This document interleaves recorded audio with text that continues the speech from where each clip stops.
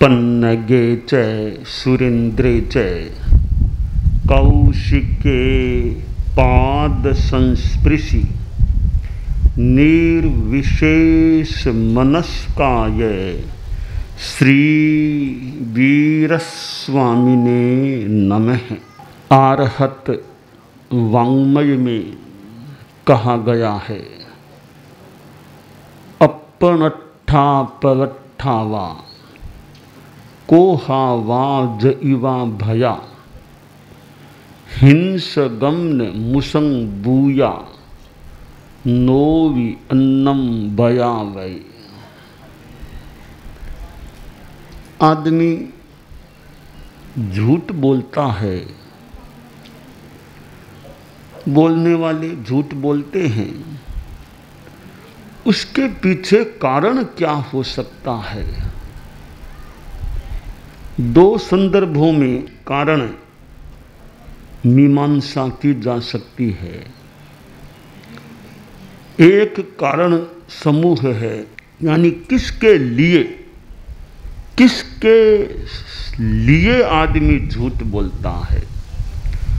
उस संदर्भ में दो शब्द हैं, आत्मार्थ परार्थ। या तो आदमी खुद के लिए झूठ बोलेगा, खुद का हित लगेगा, खुद की कोई बचाव की बात होगी, तो उस संदर्भ में खुद के लिए झूठ बोलता है। या किसी दूसरे को बचाने के लिए, दूसरे की सुरक्षा के लिए भी, अपने लाभ के लिए आदमी झूठ बोलता है, या अपने प्रिय व्यक्ति के लाभ के लिए या उसे नुकसान से बचाने के लिए झूठ बोलता है। तो किसके लिए झूठ बोलता है, इस प्रश्न का उत्तर है, या तो आदमी खुद के लिए झूठ बोलता है या किसी दूसरे के लिए झूठ बोलता है। अब दूसरी मीमांसा है, झूठ बोलने के पीछे भावात्मक कारण क्या। पहला कारण समूह है, वो व्यक्तिपरक हो गया। अब दूसरा कारण समूह है भावात्मक, भावपरक। किन भावों के कारण आदमी झूठ का प्रयोग करता है? तो शास्त्रकार ने कहा, कोहा वा जइवा भया। दो भावात्मक कारण यहाँ इस श्लोक में बताए गए। कोहावा, या तो आदमी गुस्से का भाव आने से झूठ बोलता है, अथवा दूसरा भाव है भय। भय का भाव होता है, तो भय के कारण आदमी झूठ बोल जाता है। तो गुस्सा और भय, ये दो भावात्मक कारण हैं झूठ बोलने के। अन्यत्र और भी कारण बताए गए हैं। लोभ भी कारण हो सकता है, हंसी मजाक का भाव भी कारण हो सकता है। यहाँ पर दो भावात्मक कारण बताए गए, या तो कोहा यानी गुस्से के कारण या भय के कारण। तो व्यक्तिपरक कारण हो गए अपने लिए या दूसरे के लिए, दूसरों के लिए। और भावात्मक कारण है कि गुस्सा और भय, इनसे आदमी झूठ बोल जाता है। वो गुस्सा आ गया, फिर वो इतना हड़बड़ी में इतना जल्दी आदमी बोल जाता है कि वो अयथार्थ बात भी रख देता है, कह देता है। या भय के कारण इतना दुर्बल हो जाता है, इतना कमज़ोर हो जाता है कि वह उस कारण से भी झूठ बोल जाता है। तो ऊपर से शब्दों से जो झूठ बोला जाता है, वह तो एक प्रवृत्ति है झूठ बोलना। तो उसके पीछे जो वृत्ति है, पृष्ठभूमि में वृत्ति होती है, वह होती है तब प्रवृत्ति होती है। तो वृत्ति मानो भीतर में है और प्रवृत्ति बाहर भी दिखाई देती है। तो प्रवृत्ति को मिटाने के लिए वृत्ति को मिटाना भी आवश्यक होता है। कार्य को मिटाने के लिए कारण को मिटाना आवश्यक होता है। कार्य दिखाई दे रहा है तो कार्य को समाप्त करना है। हम मूल में जाएं कि कारण क्या है, उस कारण को ही मिटा दो, फिर कार्य हो ही नहीं सकता, होगा ही नहीं। तो अनेक संदर्भों में हम कारण और कार्य पर ध्यान दे सकते हैं।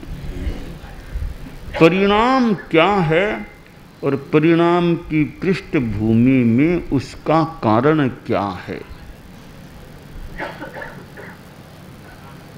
चिकित्सा जगत में निदान किया जाता है, कितनी जांचें चलती हैं।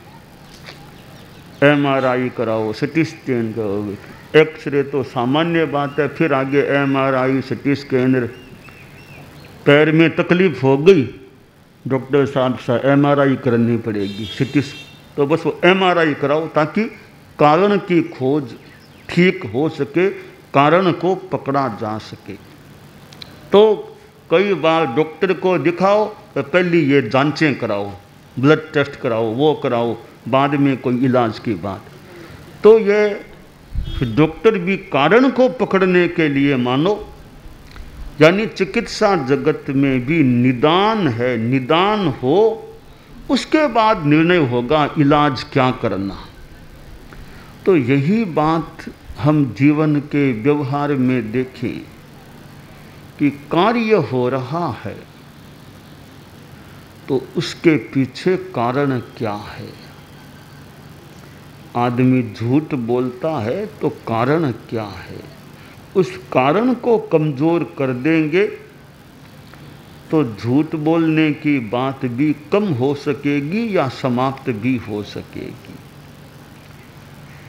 तो ये कारणों को मिटाना, भीतर के राग द्वेष के भावों को मिटाना, यह अध्यात्म की साधना है।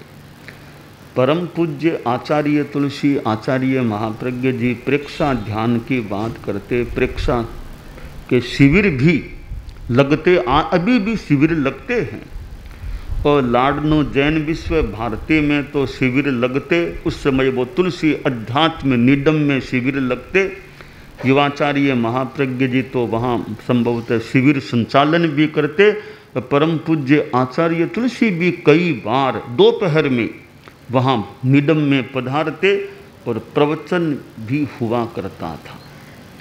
तो यह प्रेक्षा ध्यान भी कारण को कमज़ोर करें, जो हमारे दुख के कारण हैं उन कारणों को दूर करें। कि दुख है वह तो एक परिणाम है, दुख का कारण क्या। दुख मुक्ति भी संभव है तो दुख मुक्ति का भी कारण क्या। हम नव तत्वों की दृष्टि से देखें तो ये संबर और निर्जरा ये दुख मुक्ति के कारण है। मोक्ष है वह दुख मुक्ति है, मोक्ष दुख मुक्ति है और उसके कारण संबर और निर्जरा है। अब जो दुख है तो पाप है, तो पाप दुख होता है। तो पाप का कारण क्या? आश्रव। आश्रव कारण है पाप का।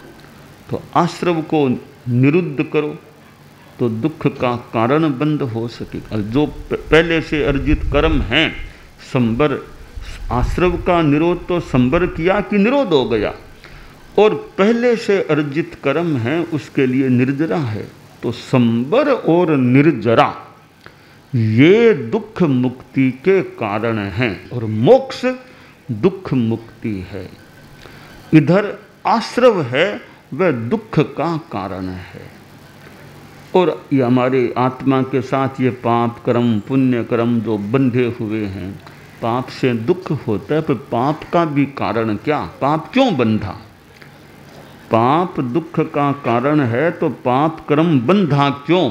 का भी आश्रव है। आश्रव है, इसलिए पाप कर्मों का आगमन हुआ है। तो प्रेक्षा ध्यान कि भी हम राग द्वेष मुक्ति की दिशा में आगे बढ़े, संवर की दिशा में आगे बढ़े, निर्जरा की साधना करें। निर्जरा के 12 भेदों में एक भेद ध्यान भी है। 12 में 11वां भेद ध्यान।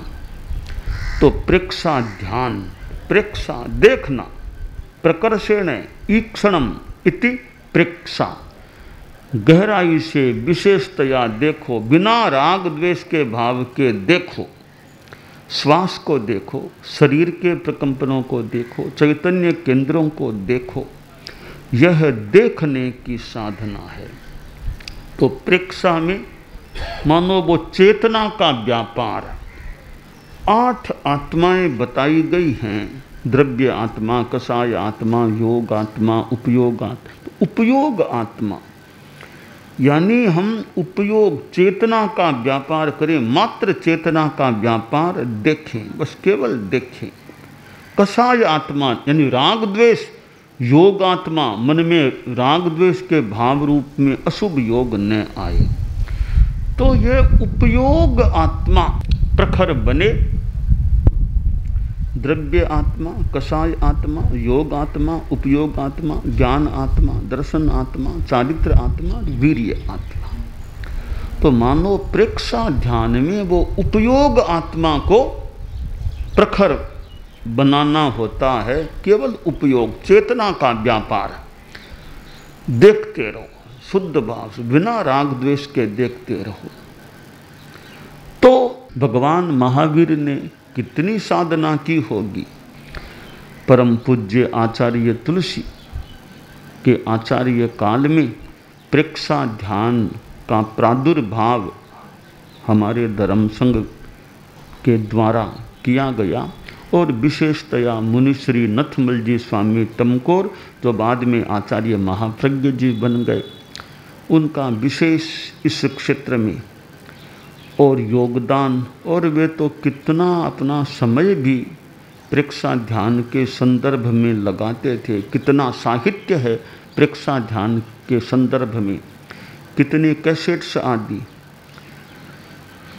तो ये ध्यान साधना के लिए भी आदमी तैयार हो, जीवन में ध्यान को जोड़े, प्रेक्षा ध्यान डेली लाइफ में आए कि ध्यान करें। भावक्रिया, प्रतिक्रिया, विरति, मैत्री, मिताहार, मित भाषण, ये 5 चीजें जीवन शैली के साथ जुड़ जाएं, ध्यान भी चले। इधर ये अनुव्रत, अहिंसा, सत्य, अचौर्य, ब्रह्मचर्य, अपरिग्रह, ये भी पुष्ट हों। तो ये पूरा एक परिवार है अध्यात्म का, जिसमें यह यम, अहिंसा, सत्य आदि की साधना भी, इधर यह ध्यान जैसी चीज भी है, इधर यह भावक्रिया, प्रतिक्रिया, वृत्ति आदि का अभ्यास है। ये सारा परिकर मिलता है तो मानो चेतना का ऊर्ध्वारोहण हो सकता है, चेतना का ऊर्ध्वारोहण। तो अध्यात्म की साधना बड़ा एक क्षेत्र है। भगवान महावीर ने पिछले जन्मों में भी कितनी साधना की। ठेठ मरीचि के भव से चले, नए सार से देखें। मरीचि के भव में एक साधु भी बने, फिर साधक के रूप में मानो साधना की, और आगे के जन्मों में भी कितने कितने भवों में उन्होंने साधना की है।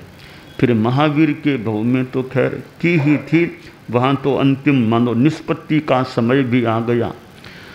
तो यह साधना एक जन्म में सिद्ध हो जाए, ये भी कई बार कठिन है। कई जन्म लेने होते हैं, कई बार तो कई जीवों को तो कई जन्मों तक साधना करते करते फिर कोई परम स्थिति प्राप्त हो सकती है। तो कोई बात नहीं, कई जन्म लगे तो लगे, आखिर लक्ष्य तो मिल जाए।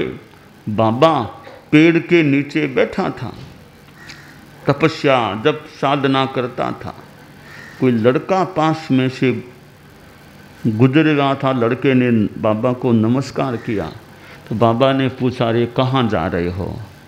तो बोला, यहाँ से 20 कोस दूर कोई योगीराज रहते हैं, उनसे कुछ चर्चा प्रश्न पूछने के लिए जा रहा हूँ। सुना है बड़े ज्ञानी है, हर प्रश्न का उत्तर दे देते हैं।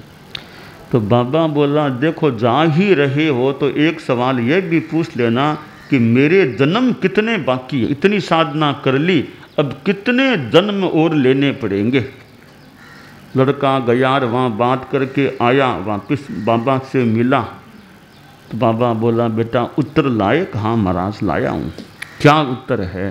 कि योगीराज ने कहा है कि वो बाबा जिस पेड़ के नीचे बैठा है, उस पेड़ के जब तुम उसको उत्तर दोगे ना, उस समय जितने पत्ते उस पेड़ के हैं उतने जन्म और लेने पड़ेंगे।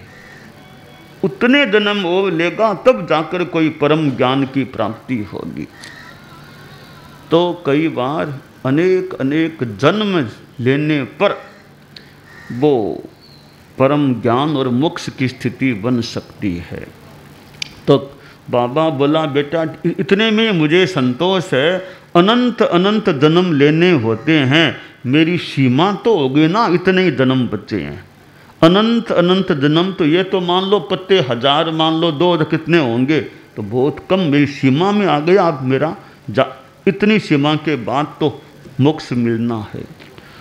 तो प्रेक्षा ध्यान, ध्यान के द्वारा कर्मों की निर्जरा हो, राग द्वेष मुक्ति की दिशा में आगे बढ़े।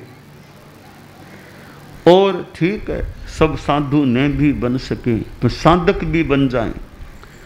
संसार में रहते हुए, गारहस्थ्य में रहते हुए भी साधना करें तो जितना करेंगे उतना लाभ मिलेगा। जितना गुड़ डालेंगे, चीनी डालेंगे, उतनी मिठास हो जाएगी।